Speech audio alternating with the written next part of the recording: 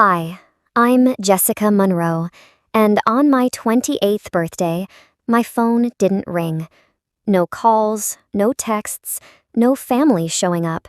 But when I opened Facebook, I froze, because the celebration I thought I'd been forgotten for wasn't forgotten at all. It was stolen. It was late, almost midnight, the kind of late where the silence in my small apartment felt heavy, pressing down on me. My 28th birthday was practically over. Done. Finished. Another year. Another year that felt just like the last 10. Unseen. Before we dive in, make sure to like this video, subscribe to the channel, and drop a comment below telling me where in the world are you watching from. I love seeing how far this story travels. The day had started with a flicker of hope, a small, stupid, stubborn thing that refused to die, no matter how many times it was starved of air. I woke up, and the first thing I did was check my phone. Nothing. It's early, I told myself. Mom always calls around 9. 9 o'clock came and went. I busied myself making coffee, tidying the already tidy kitchen. At 10, I checked again. Still nothing. Maybe they were planning a surprise. Maybe they were all gathering somewhere, getting ready to call me over. The thought was a warm little spark in the growing coldness of my chest. By lunchtime, the spark had faded to a dull ember. I ate a sandwich alone at my small kitchen table, the silence broken only by the hum of the refrigerator. I scrolled through my contacts. My thumb hovered over my mom's name. Then my dad's. Then Sarah's. I could call them. I could say, "Hey, just calling to say hi." But I knew what would happen. They'd be distracted. "Oh, Jessica, hi. Is something wrong? We're a little busy." And the hollow feeling would just get worse, so I didn't call. The afternoon crawled by. I tried to work, but the code on my screen blurred together. Every few minutes, my eyes would drift to my phone. A flicker of hope. A small, stupid hope. It never lasted. Each check brought another wave of hollow disappointment. It wasn't just about the gifts or the cake. It was about being remembered, about mattering enough for a single, simple text message, "Happy birthday." As evening fell, the last of the embers died. There would be no surprise. There would be no call. It was just another day. I made a simple dinner for myself. I watched a movie I'd seen a dozen times, just for the comfort of knowing how it would end. No surprises. And now, here it was, almost midnight. The day was over. I scrolled through my phone one last time, a pointless ritual of self-inflicted pain. My thumb felt numb. My heart felt heavy, like a stone in my chest. And that's when I saw it. Facebook. My cousin, Lisa, had posted. Lisa always posted everything. Usually it was annoying. Tonight, it was a punch to the gut. Photos filled the screen. So many photos. Bright balloons in shades of gold and white. A huge cake, layered and fancy, with delicate frosting flowers. Bright, colorful decorations strung across a room I recognized as my parents' living room. My stomach dropped. I stared at the pictures. People were laughing. My whole family, smiling and joyful. Everyone looked so happy. But it wasn't for me. It was my birthday. Today. It was supposed to be my day. But this party, this celebration, it was all for her. It was my sister's spotlight. Again. Always. I saw my mom and dad. They were smiling so big. Bigger than I'd seen them smile in a long time. My aunts and uncles were there. My grandmother, who I hadn't seen in months. My cousins, too. They were all crowded around my sister, Sarah. She was posing, hand on her hip, flashing that perfect, practiced smile. She held up the cake. It was white and gold, elegant and expensive. It said, clear as day, in beautiful swirling script, Happy 28th. My breath hitched. My heart actually hurt, a physical ache that radiated through my chest. It was my 28th birthday, not Sarah's. Sarah was 2 years younger than me. She was turning 26 in a few months. But the cake, the caption, the date, they didn't just forget me. They didn't just ignore my birthday. They replaced me. They took my age, my milestone, and they gave it to her. My chest felt so tight, it was hard to breathe. I leaned back against my couch, the phone still clutched in my hand, my knuckles white. My mind went to all the other times, a flood of memories, each one a small cut, all bleeding together now into one gaping wound. I remembered saving for months when Sarah graduated from college.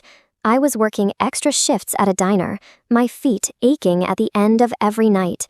I wanted to buy her a good graduation gift, something special, a classic, elegant watch. I spent almost all my savings on it. At her graduation party, I gave her the box. She opened it, glanced at the watch, and said, "Oh, thanks, Jess." Then she put it aside to open the next gift. Later, I overheard my mom telling my aunt, "That was so thoughtful of Jessica, but you know Sarah really wanted that new laptop." Sarah got the laptop, of course, from my parents. My gift was put in a drawer. I never saw her wear it, not once. I remembered Thanksgiving, just last year. I'd arrived at my parents' house early to help. I peeled potatoes for an hour. I chopped vegetables.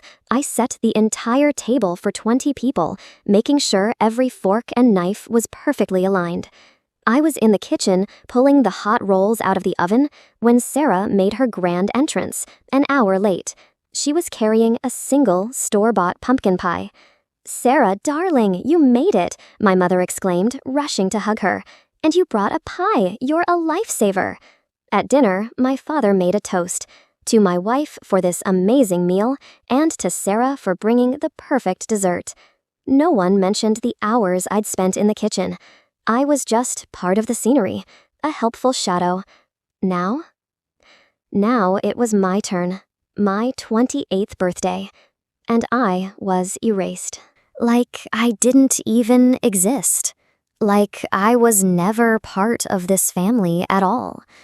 I kept looking at the photos, scrolling with a morbid fascination.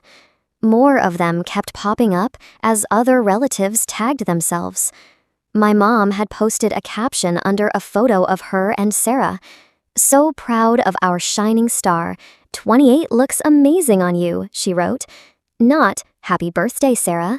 Not, "So glad we could celebrate Sarah's milestone." No. It was a lie, a direct, intentional lie, and Sarah was in the comments. People were writing, "Happy birthday, Sarah," and "You look great," and "So much love for you." Sarah just thanked them. "Thank you, Aunt Carol. So sweet, Cousin Mark." She didn't correct anyone. Not one family member said, "Wait, it's Jessica's birthday, not Sarah's." Not one. They wanted me gone, out of the picture completely. They wanted me to be invisible. They had always made me feel small. But this was a new level of cruel. This was deliberate, a public announcement of my unimportance. A wave of nausea washed over me. I remembered arguments from childhood. "Why can't you be more like Sarah, Jessica? Sarah got an A on her test. Why didn't you? Sarah is so charming. You're so quiet." It had been a slow chipping away, years of it, every comment, every comparison, every time I was overlooked. It wasn't always obvious to outsiders, but I felt it. I lived it. It was my daily bread. I thought about calling them, screaming, demanding an explanation. My hand shook as I pictured the conversation. They would deny it. They would gaslight me. "Oh, we thought you knew. It was just a small gathering. We didn't want to bother you. Sarah has been having a hard time. She needed a little boost." They always had an excuse. and I would end up feeling worse, like I was the one who was unreasonable, dramatic, and overly sensitive. I didn't yell. I didn't cry, not out loud anyway. Inside, a quiet storm raged. A cold, hard knot of anger formed where the hollow ache had been. I didn't write anything on Facebook. I didn't beg for recognition. I didn't explain. I just closed the app. My thumb hovered over the delete button for Facebook. I almost pressed it, but then I stopped. No, not yet. I put my phone down. I went to my laptop. It felt like walking through water, every step heavy with years of disappointment. I opened a folder. It was hidden deep within my files, named something innocuous like recipes. It had been there for 2 years. Startup paperwork, business plans, financial projections, market analysis, customer surveys, every single detail I had poured my life into. My family thought I was jobless. They made comments all the time. "When are you going to get a real job, Jessica? Sarah is so successful, she just got promoted again. You spend so much time on that computer. What are you even doing? It's not healthy." They called me lazy. They called me unfocused. They had no idea what I was building in the quiet hours of my nights, in the silence of my forgotten life. I had been working on a tech solution, an app that connected local artisans with global markets, using a new kind of ethical sourcing algorithm. It was complex. It was innovative. It was everything they thought I wasn't. I had used every ounce of my savings, every extra hour, every bit of the quiet resolve that had been forged in the fires of their neglect. I worked in my small apartment, fueled by cheap coffee and a burning need to prove myself. Not to them, I realized with sudden clarity. To me. The memory of their dismissal was the fuel.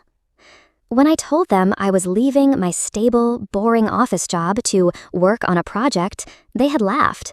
Not a mean laugh, but a patronizing one, which was so much worse. "Oh, Jessica and her little computer project," my father had said with a chuckle, "as long as it keeps you busy." They never asked what it was, not once. Their disinterest was a wall I couldn't break through, so I stopped trying. I just built my world behind it. The next morning, I woke up with a strange calm. The anger was still there, a dull throb, but it was mixed with something new, a clear, cold purpose. I made one quiet call. It was to my lawyer, Mr. Sharma. He was a kind, older man who actually listened when I spoke. We had been waiting for this, for the final signature from the venture capital firm. "Jessica," he said, his voice warm and professional, "they're ready. The board approved it late last night. The investors are thrilled. You did it." It was quick, to the point, just like my new life was becoming. Then, later that day, I went to his office. I sat across from him at a large, polished mahogany table. My hand didn't shake as I picked up the heavy, expensive pen. I signed the papers. The ink was dark and permanent. It was real. My company. My idea. My blood, sweat, and tears. It had just closed a $12 million funding deal. I didn't post about it. I didn't tell anyone. I didn't call my family. I didn't brag. I just signed the papers. Mr. Sharma congratulated me warmly. He said I was going to change things, that my vision was remarkable. I just nodded. I knew something then. Something deep in my bones. Power doesn't need to shout. It doesn't need balloons or a big cake or Facebook likes. It only needs to exist. And now it did. Inside me. All around me. The 2 weeks that followed were a blur of activity. Hiring staff, securing office space. The work was all-consuming, and for the first time, it felt wonderful. It was a shield. During that time, my mother texted me once. "Need you to pick up Grandma's prescription on Thursday." Not "how are you?" Not "we missed you." Just an order. I replied, "Sorry, I'm not available." Her response was instant. "You're never available. It's not that hard, Jessica." I didn't reply. The silence was a boundary she didn't know how to cross. Then came the inevitable family dinner, a cousin's birthday. I almost didn't go. But a part of me, that cold, quiet part, knew I had to. I needed to close this chapter. I walked in, the usual scene, loud, chaotic, full of family members who barely looked at me when I spoke, but hung on Sarah's every word. It was awkward, like always. Sarah was talking, bragging. "My perfect 28th birthday party," she said, beaming. She was telling a long, exaggerated story about it to a captive audience. My parents nodded along, beaming back at her. My aunts and uncles chimed in. "It was such a lovely party, Sarah. You deserved it." I was eating my food, mostly listening, mostly invisible, just as I always was. Then, my cousin's husband, Samir, spoke up. He works in finance. He's always been kind to me, in his quiet way. He looked at me, his eyes bright with genuine interest. "Jessica," he said, his voice cutting through Sarah's story like a sharp knife. "I saw your company featured in the business paper this morning. That's incredible news. The article mentioned your funding round. Congratulations on the $12 million deal. That's truly impressive." The table went silent. It wasn't a slow quiet. It was immediate, like someone had hit a mute button. Forks stopped clanking. Conversations died. All eyes turned to me. My aunt's hand, holding a wine glass, froze halfway to her mouth. My parents looked confused. Their smiles faltered. Sarah, who had just been about to take a bite of her cake, dropped her fork. It made a loud clatter on the ceramic plate. No one said anything for a long moment. It was the first time I had ever truly had their undivided attention. And it wasn't because I was in trouble or needed something. It was because I was someone. My dad finally looked at me. His voice was low, almost a whisper. "Jessica, is this true? A company? $12 million? He sounded almost afraid, like he was looking at a stranger. I met his gaze. My voice was calm, steady, stronger than I had ever heard it. "Yes, Dad, it's true. It's a tech company. And yes, we closed the $12 million funding deal the same week you all pretended I didn't exist. The week you gave my birthday to Sarah." The words were quiet, but they landed with the force of a physical blow. I watched the truth sink in. I saw the flicker of understanding, then shame in my father's eyes. I saw my mother's face drain of color, her mouth slightly open. Sarah's perfect, practiced smile had vanished completely. She just stared at her plate. I didn't raise my voice. I didn't cry. I simply looked at Samir, offering him a small, genuine smile. "Thank you for the congratulations, Samir," I said. My voice was soft, but it carried across the silent table. Then I pushed my chair back from the table. The sound of its legs scraping against the floor was unnaturally loud in the silence. I stood up. I didn't say anything else. I didn't look back at them. I didn't offer an explanation. I didn't offer forgiveness. I just walked out of the dining room, out of the house, out of the lingering shadow they had cast over my life for so long. The family who had erased me, the ones who had pretended I didn't exist, now they couldn't stop whispering my name. I could hear it as I walked away. "Jessica, Jessica, Jessica." Their voices were low, confused, a little bit stunned. They saw me differently now, but it was too late. It was all too late. For them, not for me. I went home. My small apartment felt different, lighter. It felt like my own kingdom. I didn't need a big party. I didn't need their validation.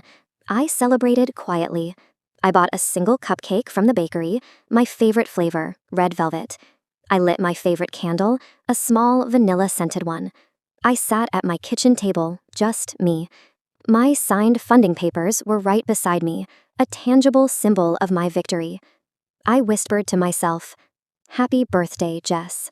My voice was soft, full of a quiet, fierce pride. You gave yourself the best gift of all, freedom. And it was, without a doubt, the best birthday I had ever had.